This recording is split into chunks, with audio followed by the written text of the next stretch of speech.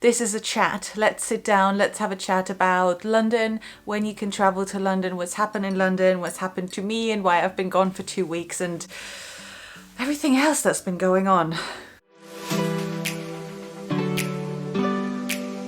So where do I start? You guys obviously send me messages pretty much every day about, Sandy, when can we travel to London again? When will London be open again? Is London safe?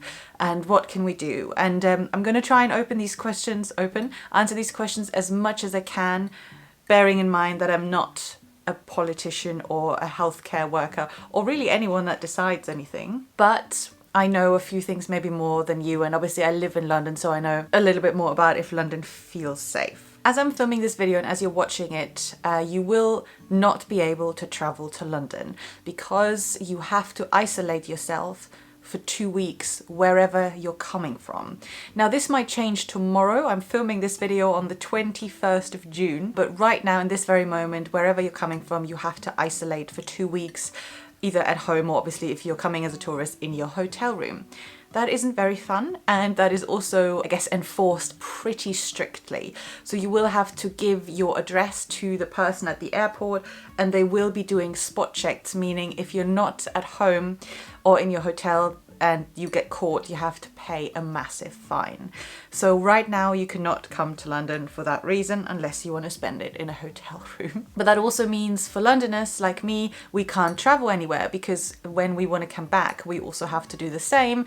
Now for me, having to isolate at home isn't technically that bad, but I've been at home long enough and I have plans to move on with my life. So not right now, but the plan basically is that the government will review this isolation period every 3 weeks, and the new review date is on the 29th of June. Which means that after the 29th of June, it might be extended or it might be gone, or there might be some sort of other regulation where you can come into the country from certain destinations. For example, I assume Germany will be one of the destinations that you can come from without isolation because Germany is very safe. And equally for me, that would mean if the isolation period is gone, I will travel to Germany and see my family because I haven't seen them since Christmas. So stay tuned for potentially a travel vlog to Germany if all of that should happen. And now to your next question, is London safe? And this is not only about coronavirus, this is also about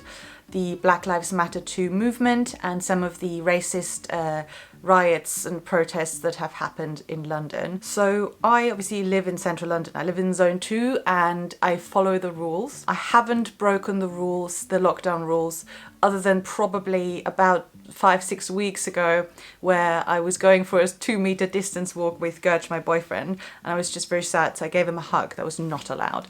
But other than that, I haven't. So I know pretty well how safe it feels if you're sticking to the rules. And I'm not sure if you know this, but London's infection rate is actually pretty low. It's lower than some of the other parts in the country at the moment, because I think Londoners were scared in the past. So right now, the chance that you get coronavirus without, being like by just being here are pretty low. London feels very safe for coronavirus. And this is me saying it feels safe. I'm not saying it is safe. I'm saying it feels safe, and it feels safe to me because I stick to the rules, because I wear a mask. Yesterday, Gertz and I went to IKEA for the first time and we wore a mask and sunglasses and gloves, and we didn't touch anything when we were on the bus. So for that, it does feel safe. Most people follow the rules as much as they can. If you come here at some point, obviously try and avoid the tube, but I've always said this, you can literally walk or cycle everywhere in London. There's a million rules that are now in place that keep you safe as well. So finally, face masks are mandatory on public transport. There's literally hand sanitizer everywhere you go. Social distancing is still in place everywhere. I know in some of the countries that you might be watching from it is not, but here it is. And yeah, I mean, restaurants aren't even reopened yet, so everything is being reopened very carefully. And this is my personal opinion. I might say that because there'll be probably some comments under this video of people saying London is not safe, don't come. Again, this is my personal opinion. If you've been watching my videos for a few years, you can probably trust me because you know I do tell the truth of how I feel. And now, is London safe because of the Black Lives Matter movement and protests?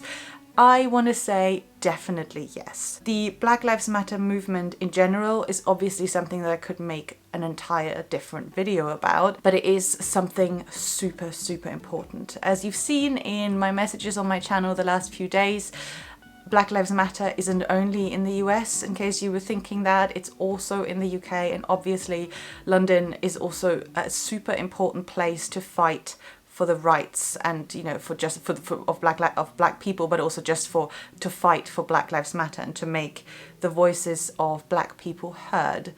The riots that have happened were very scary, I agree, but I'll tell you a story. I was literally out for a walk with Gertch and a few friends about, like, I don't know, like 500, well, let's say like a kilometer or so away from the riots. And as they happened, I didn't notice they were happening because they were happening in a certain area, and we were sort of, like I said, in another area where it was peaceful and people were kind of, you know, listening to some speakers who were speaking out about Black Lives Matter movements. They were playing music and everyone was united and everyone was the same. And then, like I said, a few streets down, the riots and protests happened. So they are not likely to happen again in this extent. In general, like, I'm looking out on the street right now, there isn't any violence from anyone to anyone. People are nice to each other. This, however, doesn't mean that you know, this is now the end of the Black Lives Matter movement or anything like that. It is super important. I will also put some books and some other recommended readings below for you to educate yourself on white privilege. I personally obviously have, you know, been privileged my entire life, and I had to learn a lot about that. I had to learn a lot about what it means and how I can help and how I can speak out. If anything, I was proud to see all Londoners come together and protest.